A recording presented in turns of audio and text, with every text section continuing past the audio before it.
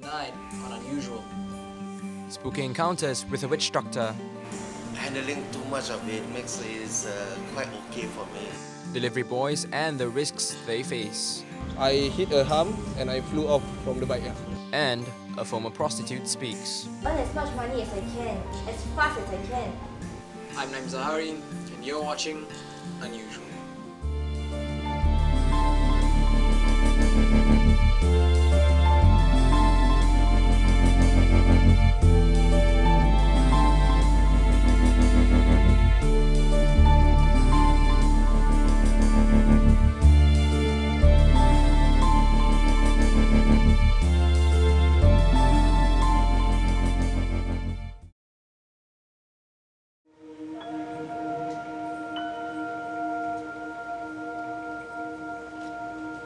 A witch doctor, also known as a Bomo, shares with us his spooky encounters during his late night rituals. Let's find out. Have you ever wondered why most paranormal activities happen in the night and not in the day? Or why some people can see spirits and others can't? Muhammad Azlan, also known as Uncle Lan, is one of those who can. But is this a gift or a curse? Let's find out. It is definitely not a curse. It's definitely a gift to assist others, untuk tolong orang yang dalam kesusahan, kesakitan, untuk membantu mereka menghilangkan penyakit-penyakit mereka. Penyakit-penyakit seperti gangguan atau penyakit-penyakit yang medical related. And Uncle Lan shares his views with us on why spirits tend to haunt at night. Usually those spirits comes out at night. Pasal kebanyakan bomo-bomo ni yang membuat ilmu hitam, diorang akan membuatnya pada waktu malam. Jadi kebanyakan mereka kena di malam hari, dan untuk spirit yang gangguan-gangguan daripada luaran, yang natural punya, diorang ada di waktu malam dan juga waktu siang. At night is when they are active. So once they are active at night, we know whether it's inside the body system or not. But during the day, they can be very inactive or they sleep. So we need to catch them when they are alive and awake. Kill them. Scariest experience. Actually, there's a few, but I mean, handling too much of it makes it quite okay for me. But definitely, there's some cases that's very serious. Once it's kemasukan kepada wanita. Allah ilaha Control. Okay, diorang kadang-kadang boleh jadi wow. And they even 7 orang lelaki yang tegap, badannya tak boleh pegang satu perempuan yang kecil. Most of the clients that have been possessed, usually they have sleepless night. They can't focus with their work, and then their blood count is down. Then their body temperature tend to be different, and it will also affect their body system, meaning that their heart function, liver function at times. Apart from doing house calls, Uncle Lan operates a clinic in Little India to cure the sick. Okay, apart from beyond doctors, apart from helping people, I'm also making medication, alternative medicine for consumption itself. So that's where the Western medicine, to me, I would say that it's failed because it doesn't cure. Uncle Lan usually sees his patients at night because he finds it easier for him to deal with paranormal incidents and illnesses at night. His clinic has been open for approximately 5 years now, and he's not only seen customers from Singapore, but from Indonesia and Malaysia as well. Miss Kami, a 24-year-old student from Indonesia, has never believed in doctors until she met Uncle Lan. Pernah saya di sini, ibu saya di rumah, Pak Zailan ngomong, ibu kamu pengen sembuh, kamu punya masalah, saya bisa bantu kamu. Pak Zailan bantu saya, Pak Zailan gini lah, nggak tahu Pak apa yang Pak Zailan buat. Habis itu perasaan saya tenang. Habis Pak Zailan bantu saya perasaan saya lebih lega. Habis Pak Zailan bantu saya. Dia tahu kemana-mana, dia bisa lihat keluarga kita lewat kita. Kalau katanya dulunya pernah jatuh apa patah tak jelas. Habis Pak Zailan ditarik kayak gini langsung bunyi langsung sembuh. Karena udah terbukti. Terus kita ngerasain sendiri, bukan dari orang lain. Kita kita tuh pernah ngerasain sendiri bahwa dia tuh bisa, benar-benar bisa. Apart from newly acquired patients, Uncle Lan has also a record of long-standing customers such as Mr. Ali. Mr. Ali has been going to Mr. Lan for approximately 3 years. If you verify that I have mild or maybe going to get heart attack, and they ask me whether one call ambulance, call relative. So to me it sounds like urgent. So I call first my wife and then my brother. Waiting for my brother, I smoke. Maybe to me it's like my last part. Because I don't want to go to the hospital. And he knows that Uncle Lan is available at night. Clients like Mr. Ali and Miss Cammy are some of the reasons why Uncle Lan chose to be a witch doctor. And like every night, Uncle Lan closes his clinic at odd timings to cater to his patients, as he finds joy in helping others and doing his gift justice. I hope we've gotten you in the mood for more after-hours spooky encounters, because we also have a father-son duo that deals with ghosts. Let's see how different they are from the witch doctor. Feng Shui masters by day, ghostbusters by night. This father and son are the chosen ones to carry out this unusual and rare trade. Once an ordinary businessman, Mr. Chu Han-shin, or better known as Grand Master Chu, believes that fate led him to live this extraordinary life. 我怎样从事？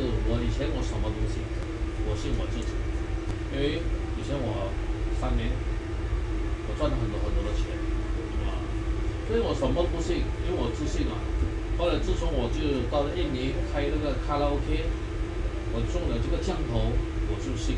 我吐出来是蚊子，还有这边拿3支针，我的赌旗，我自己拉条线出来。 自己画这条线来，你说信老天爷，我们是玉皇大帝，帮我来从事这行业出来这个东西。 Having 10 years of ghost-busting experience, he gives an insight into the yin and yang of the otherworldly services today. 我们这行业，第一看风水，还有呢运气不好，还有一些鬼啊，你们是看不见的，有些人是看得见的。 三个世界，有些东西你没有拜祖先，会招惹那些阴魂缠身，让你运气不好，事事不顺。所以我们这行业我们是专来做这个。 Self-proclaimed ghostbusters of Singapore have their fair share of clients who come from different walks of life. Master Jiron Chu, Grandmaster's eldest son and apprentice, tells us more about the customers they had. When we talk to people, we don't talk to you about religion. We talk about matters. Although my shop front, everything is very traditional thing. I have 70% is Christian and minority is Malays and Indians. Misfortune struck Buddhi's family. He suffered illnesses that even the best of doctors could not explain. As his last hope, Buddhi turns to Grandmaster Chu and his team for help.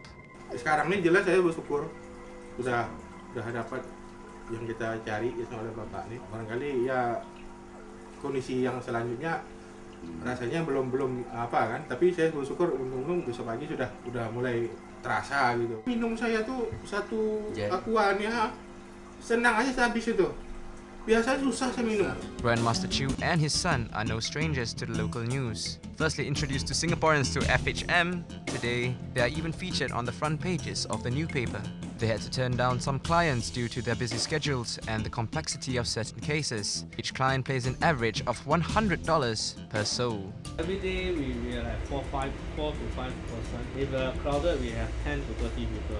We know this case we are going to take a few years. We need take some. So we feel that this person do not have the endurance. We will tell them first. If they still cannot take it, we will reject the case. And some of the case is very dangerous. Will cost our life. With a large following of local clients, the father and son duo have expanded their trade to include more services, such as Feng Shui reading. The question is, what exactly is Feng Shui? Feng Shui is a part of the solution. What we have is a 八字 reading.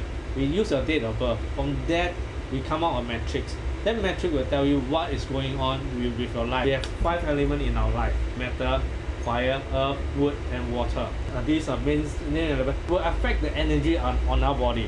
The essence of Feng Shui is to improve people's lives, whereas exorcism deals with negative spirits. So how do these two link? If the place is having a lot of negative energy, we got to clear the negative energy by placing the sum of the object, placing smoothen the harmony energy, so we balance the energy. Starting with exorcism and branching out to feng shui and baita reading, the masters have established themselves as the original Ghostbusters of Singapore. But not everyone can be a Ghostbuster. Everybody can learn on the theory. You can learn everything, but when we point, when we summon, when we call for the thing, you can't. So remember, if there's something strange in your neighborhood, who you gonna call? After the break, how much danger do these delivery riders face?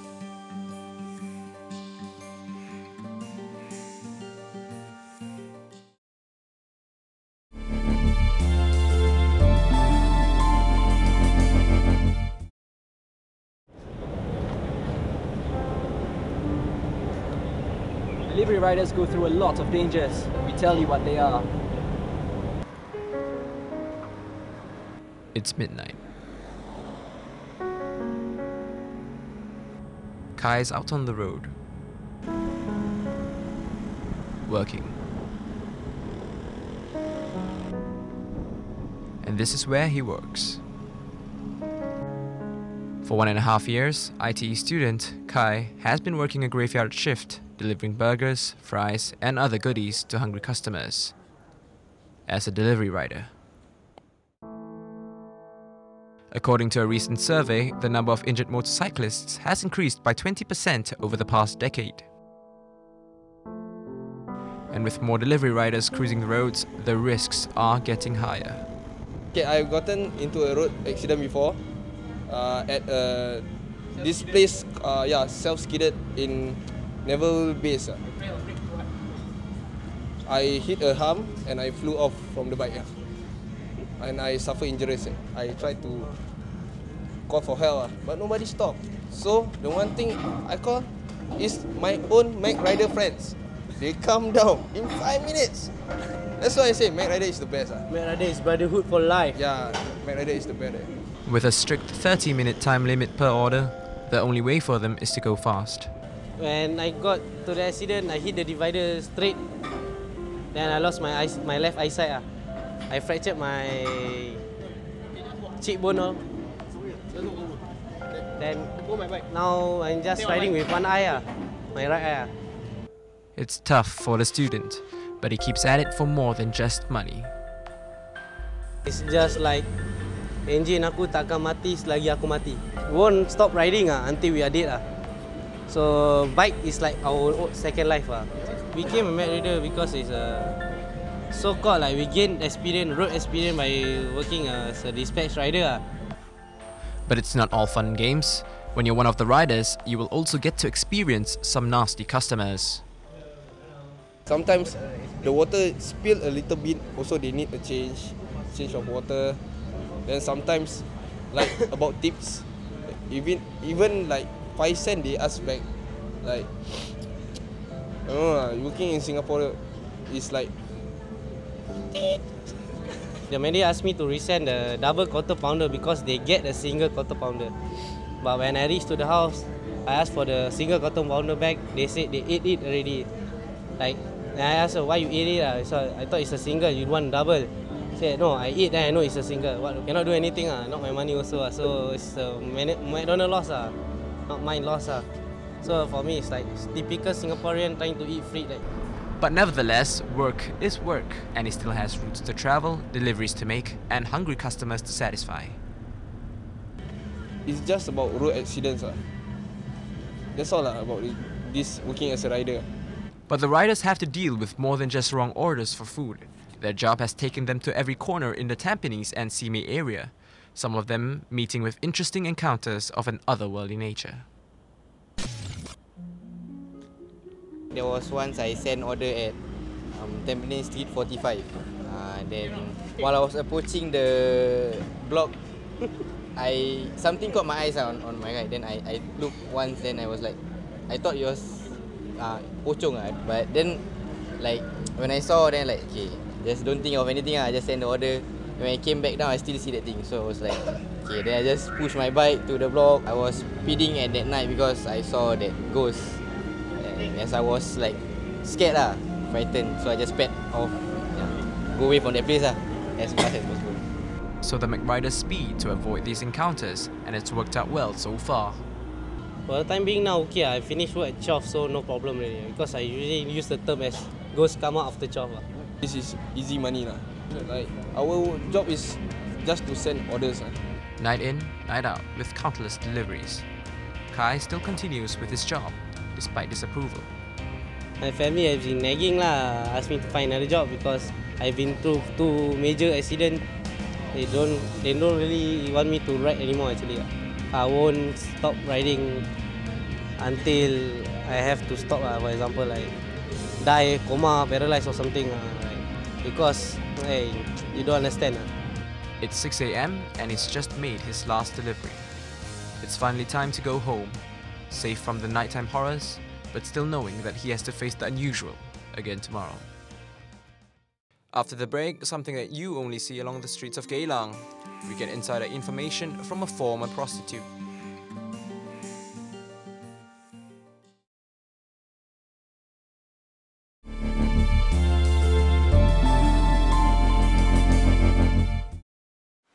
During the day, it's nothing more than a sleepy precinct, with uncles sitting and chatting at the coffee shop. But at night, it's a different story. Geylang is Singapore's most popular red light district, and tonight it's business as usual. Jane, a 22-year-old former prostitute, shares a story and also gives us an insight into the trade. Throughout my life, my parents didn't treat me well. They were always biased, like as if they had something against me. So I left home. I wanted to be independent. Then I joined this trade to support myself. But in this day and age, where jobs are so readily available, why would a girl subject herself to such a profession? It's fast money In one night, if I have a good night I can earn more than $300-400. At that time, I dropped out of school because I wanted to work, and all the jobs paid very little. I had to earn as much money as I can, as fast as I can. The trade is not one that is entered at ease. Like every other job, prostitution has its own hiring process, one akin to an interview. All the girls must go through a test. When you want to become a prostitute, you approach the pimp runners or the pimps. Then the pimps will test the girls, see how much they're worth, see what skills they have. Then they grade them. But easy money comes at a price. The pimp gets 70 to 80%. We don't keep everything. The average price is $80, so we keep very little. Although prostitution is easy money, it is not an easy trade. Customers, they sometimes like to ask for funny things, or we cannot say no. That time my friend, she was in a hotel room with a customer, then he asked her to do very weird things, and he took a video. Then my friend asked him to delete, he don't want, so he whacked her. Then when the pin was coming up, he faster called the police to say my friend robbed him. Prostitution is legal in Singapore, but only for those with a license and operate in brothels known as fish tanks. But in recent months, the authorities have clamped down on illegal streetwalkers, and the situation differs among girls of different nationalities. If you're local, still okay lah. But if you're from China, Thailand, Indo, Vietnam, sometimes a bit harder for you. But we help each other lah. While the public generalizes Geylang as a red light district, little do most know that different streets cater to different tastes. There are 4 main lorongs. You go to lorong 8, lorong 10, more expensive. The girls down there are prettier, younger. if you go lorong 16, 18 or aso lah, aqua, cheaper. Although Jane is out of the trade, she still has her insecurities. I regret. I really regret. But I cannot undo whatever I have done.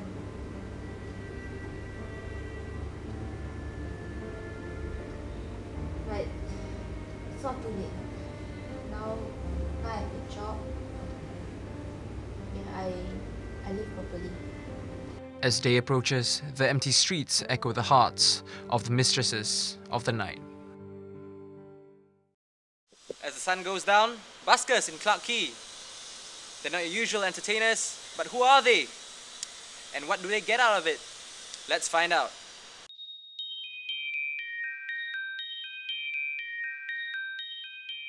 When the moon is out, Clarke Quay comes alive with lights, colours and music. It is the one spot in Singapore with the most happening nightlife. And a common sound one would hear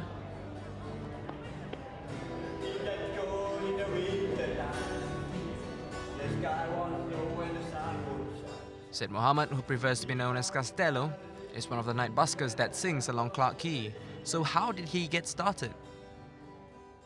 Together with my friends, and then we combine together. After that, we start a bus for the part time in the night time, weekend time.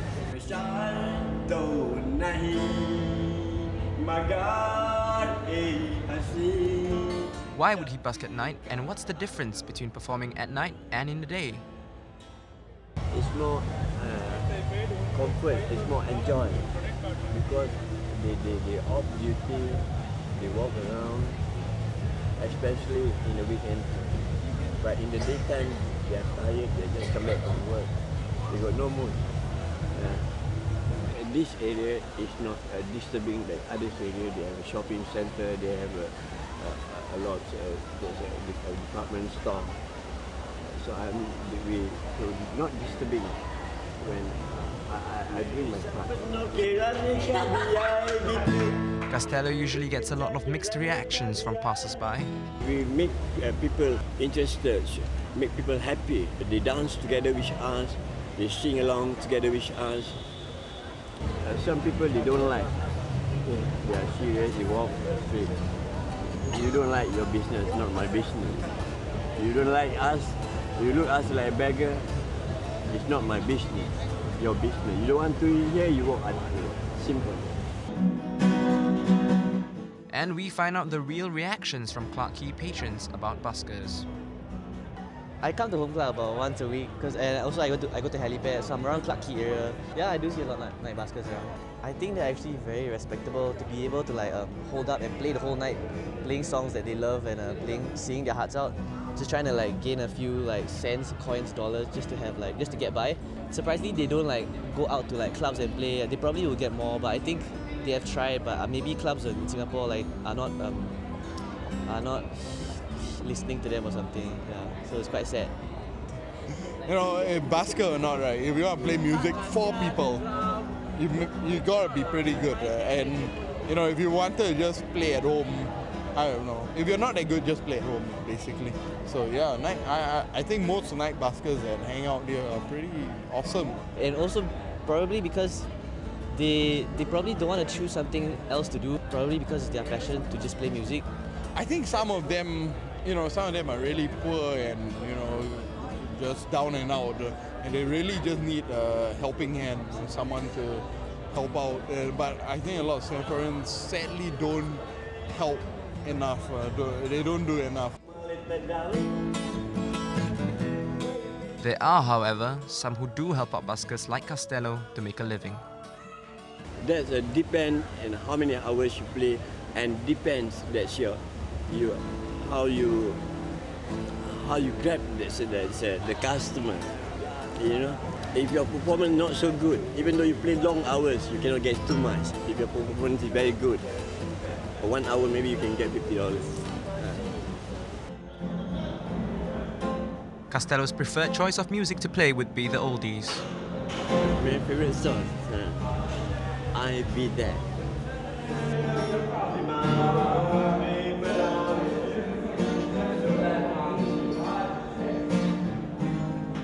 If I not be there, people not going to dance in front of me. If I not be there, people not sing along with me.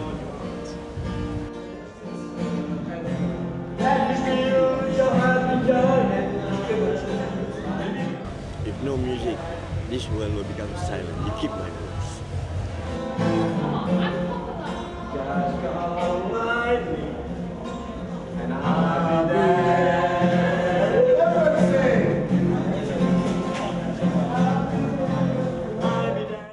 So what do you do after hours? Your house may not be haunted by ghosts, or you may not even have riders knocking at your doors. But one thing's for certain, even you have unusual stories to tell. Next week, we'll be talking about unusual occupations. I'm your host, Naim Zahari, and you're watching Unusual. Good night.